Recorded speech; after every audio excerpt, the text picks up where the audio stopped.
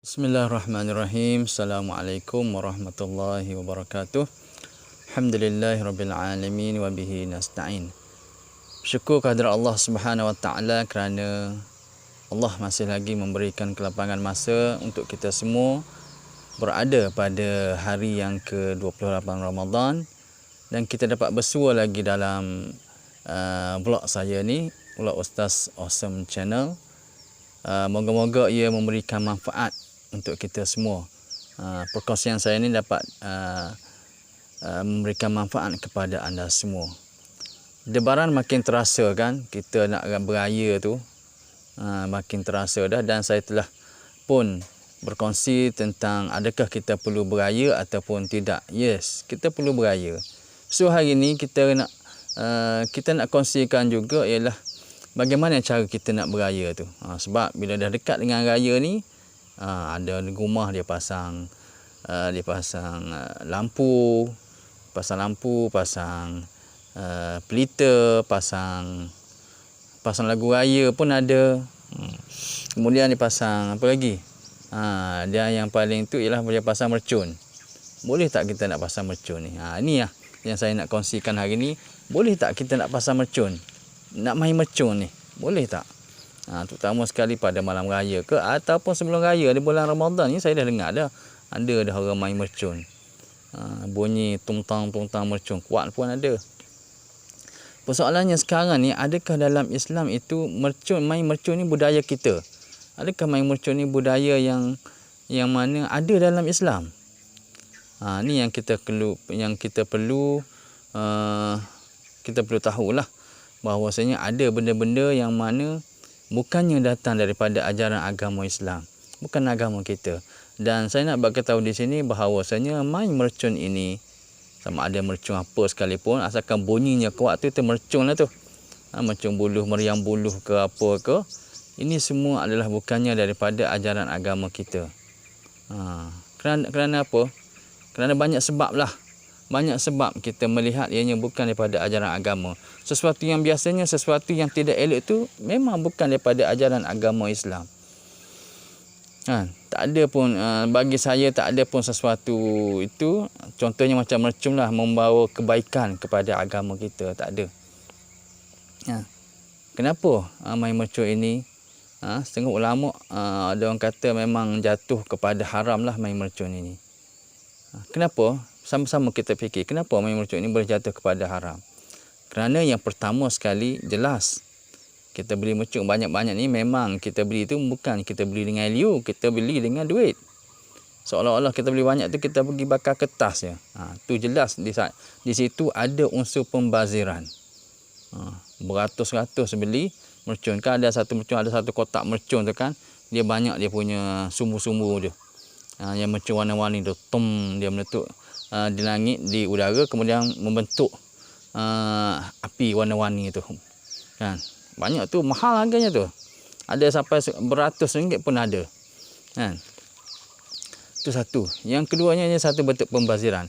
Yang keduanya, saya melihat main mercun ini boleh mendatangkan bahaya kepada orang yang bermain tu. Dan kita pernah tengok hampir setiap tahun ada orang yang main mercun akan melecur tangan, terputus tangan pun ada, meletup di tangan tu main mercun. Mercun apa tak tahulah saya, mercun Cina ke apa, ataupun buatan sendiri. Putus tangan. Putus jari, bukan putus tangan, putus jari. Jari manis ke, jari telunjuk ke putus. Itu bahaya sebenarnya. Bahaya tu. Okey. Yang seterusnya, kita melihat main mercun ini dia boleh mengganggu ketenteraman. Ketenteraman siapa? Saya ambil dua lah sini sebab pengalaman kita kan. Kita duduk berjiran dengan orang kampung ni, kita hidup berjiran ni. Satu kemungkinan dia boleh mengganggu ketenteraman jiran-jiran di sekeliling kita kalau kita main. Jiran tengah semayang, jiran tengah membaca, jiran sedang buat sesuatu di rumah, tiba-tiba bunyi mercun kuat. Terkejut jiran kita. Kalau ada yang anak kecil yang sedang tidur, terkejut anak kecil, menangis anak. Itu maknanya kita mengganggu ketenteraman jiran tetangga kita. Kita ganggu. Apa ganggu ketenteraman orang ni? Haram, berdosa. Itu kita kena ingat. Kita ingat kita nak suka-suka. Tapi sebenarnya jiran kita tu sakit hati dengan kita. Saya dah banyak kali dah kan beranak dekat beranak, saya bukan beranak. Saya ada anak kecil. Setiap kali timbulnya datangnya bulan Ramadan, memang anak saya selalu terkejut dengan bunyi mercun. Kita tak boleh nak buat apa. Nak marah kan? Yalah, orang dah besar, orang tua pun ada main. Bukan kata budak-budak, orang kata kanak-kanak, orang besar pun ada main. Sebab tak faham. Tak faham. Konsep hidup berjiran yang memang tak faham. Yang pertama, ganggu jiran. Kemudian ganggu juga jemaah-jemaah di masjid. Kita semayang sunat tarawih dalam keadaan kita khusyuk mendengar bacaan imam tu, tiba-tiba kita terperanjat mendengar bunyi mercun tu sendiri. Allahu Rabbi. Ini mengganggu orang solat. Mengganggu orang solat ni apa hukumnya? Mengganggu orang solat ini hukumnya berdosa.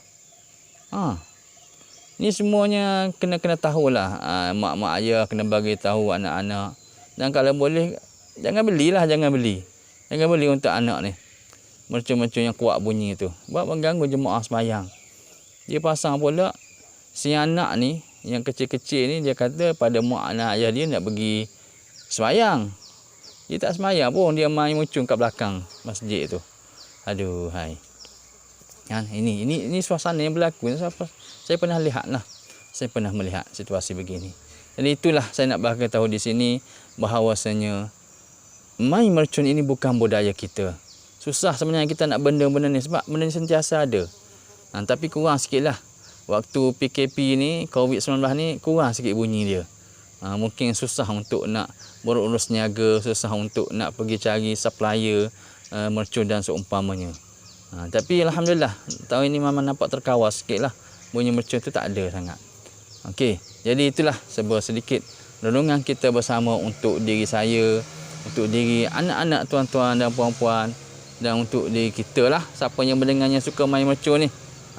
Sebenarnya mercun bukan amalan ataupun bukan budaya Islam. Tak tahu daripada mana. So, tak perlulah main mercun lah. Membazir, berdosa dan seumpamanya. Carilah benda lain. Belilah pulit lak, pasang di rumah tu lebih bagus lagi lah. Sebagai tanda kegembiraan kita nak menyambut hari Syawal tu. Okey, itu saja. Sekian. Assalamualaikum.